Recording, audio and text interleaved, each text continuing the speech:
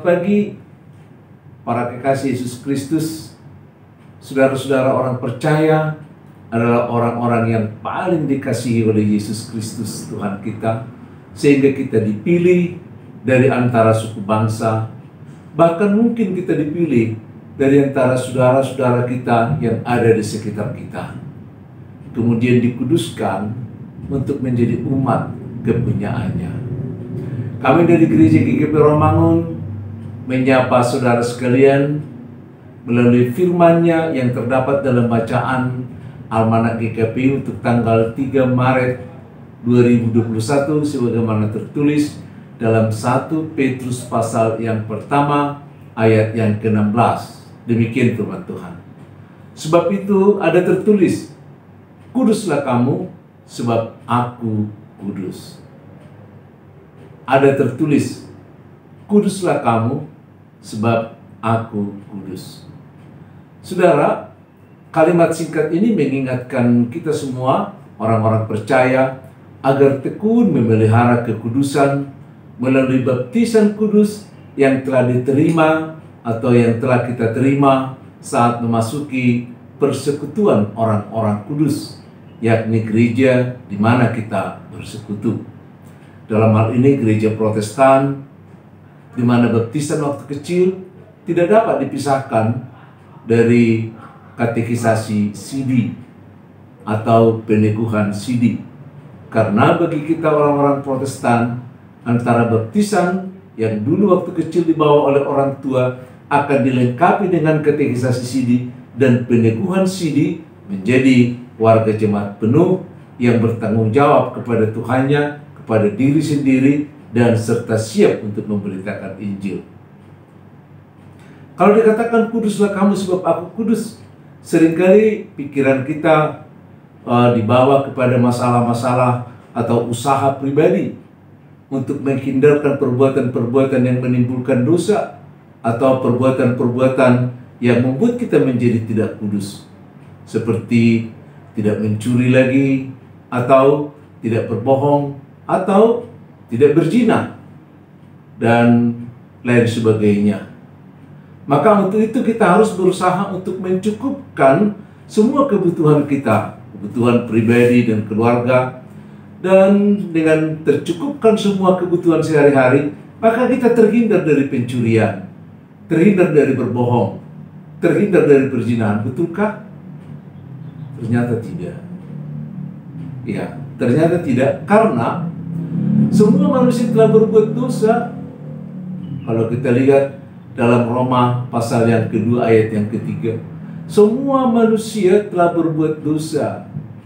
Bahkan ketika kita dikandung pun dalam rahim ibu, kita dikandung di dalam dosa. Coba kita lihat dalam Mazmur 51 ayat yang kelima. Itu sebabnya karena kita sudah dikandung di dalam dosa, dan kita semua sudah berdosa, maka kecenderungan hati kita adalah berbuat dosa.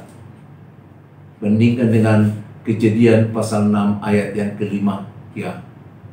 Jadi segenap manusia tidak dapat melepaskan diri dari jerat-jerat dosa itu. Maka bukan karena kekurangan kita berbohong, bukan karena kekurangan kita mencuri, ya bukan karena kekurangan kita, karena kemiskinan kita melakukan kesalahan, tapi sebaliknya adalah siapa yang ada di dalam diri kita. Jadi hidup bergelimang dosa bukan soal kecukupan hidup, tapi soal siapa yang memerintah di pikiran kita, atau siapa yang menguasai hati kita. Ya, orang yang tidak tercukupkan pun dalam hidupnya, kalau dikuasai dengan Kristus, selain dia akan mendapat berkat, dia juga akan membuat kekurangannya menjadi memuliakan Tuhan. Ya. Oleh karena itu, berbuat dosa, berbuat kecemaran, berbuat hal-hal yang tidak kudus, bukan karena kecukupan, bukan karena pendidikan yang tinggi, tapi soal siapa yang memerintah di pikiran kita, siapa yang menguasai hati kita.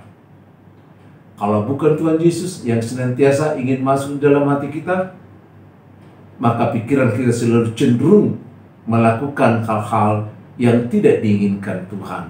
Alias tidak melakukan hal-hal yang kudus, yang jahat, yang betul-betul merusak, menodai, dan lain sebagainya. Oleh karena itu, salah satu cara untuk keluar dari melakukan hal-hal yang tidak kudus, melakukan dosa adalah bagaimana kita menerima Kristus di dalam hati kita dengan segenap hati kita. Karena Dia mau sebenarnya masuk ke dalam hati kita, bersama dengan kita, bukan sekedar kita ketahui. Cobalah kita baca di Wahyu pasal yang ketiga ayat yang ke-20, dikatakan demikian. Lihat, aku berdiri di muka pintu dan mengetok. Jikalau ada orang yang mendengar dan membukakan pintu, jikalau ada orang yang mendengar dan membukakan pintu. Banyak orang mendengar, tapi tidak mau membukakan pintu, tidak mau mempersilahkan masuk ke dalam hatinya, sehingga Tuhan tidak berkuasa. Karena kalau kita mendengar, kalau kita mau membuka pintu, maka Ia akan masuk menjumpai kita. Ya, jadi bukan kita menjumpai, tapi Yesus dengan kuasa Roh Kudus akan menjumpai kita. Bahkan bukan hanya menjumpai, bukan hanya memeluk, bukan hanya mencium kita, tapi Allah akan mau bersama-sama dengan kita. Bahkan Dia akan makan bersama. Makan bersama itu diumpamakan di semua suku. Kalau kita sudah makan bersama dengan keluarga, makan bersama dengan orang lain, berarti itu sudah digambarkan menjadi suatu kesatuan yang sangat kokoh. Kalau kita sudah makan bersama, seperti Abraham mengolah seekor lembu, ketika ada 3 orang tamu datang malaikat, lalu dia mengolah lembunya untuk makan bersama. Dan ketika mereka makan bersama, disitulah janji Tuhan, sabda Tuhan, dan segala sesuatunya digenapi. Oleh karena itu Yesus mengatakan, aku berdiri di pintu, di depan pintu. Barang siapa yang mau mendengar suaraku dan membukakan pintunya, maka aku akan masuk ke dalam dan akan makan bersama, akan berpesta bersama, bersukacita bersama, menyatu di dalam Tuhan. Ketika Kristus atau Roh Kudus ada dalam hati kita, maka Roh Kudus akan mengarahkan pikiran kita, mengarahkan peserta perasaan kita seperti yang dimiliki Kristus. Sehingga kita tidak suka lagi dengan hal-hal yang berbau dosa. Kita tidak suka lagi seperti orang-orang yang melakukan kejahatan. Sama seperti seorang pelajar ketika dia ke sekolah, dia pakai seragam. Saya ingat dulu waktu SMA ada seragam kami, selain seragam putih kuning, ada juga hari Senin kami memakai seragam putih-putih, kemeja putih, celana panjang putih. Waduh, bersih sekali. Kalau kita pakai kemeja yang putih, celana yang putih, masih suka nggak kita duduk di tempat yang sembarangan? Masih suka nggak kita di tempat yang kotor? Enggak. Kita kan membersihkan tempat itu dulu, karena kita sudah dibaju-bajui dengan warna yang putih, yang cemerlang, yang sangat bersih, sehingga kita nggak kotor. Kalau kita juga disucikan, kalau kita dikhususkan menjadi milik Tuhan dan dikuduskan, maka kita pun akan hati-hati melihat, memahami, bahkan menyingkirkan hal-hal yang tidak berkenan dengan kehendak Tuhan. Kuduslah kamu, sebab aku kudus, kata Tuhan Allah kita. Maka kita juga akan memelihara diri kita, memelihara kekudusan itu, karena Kristus telah mati, bahkan mencucurkan darahnya untuk menguduskan kita. Pengudusan kita itu melalui pengorbanan. Sama seperti kita lihat, kenapa sih dulu begitu sayang kita dengan kemeja yang putih, dengan celana yang putih, nggak sembarang kita dudukkan di tempat sembrono, padahal kita masih pemuda dan remaja waktu itu. Karena untuk membuat baju yang putih, celana yang putih, supaya putih bersih, dibutuhkan pengorbanan,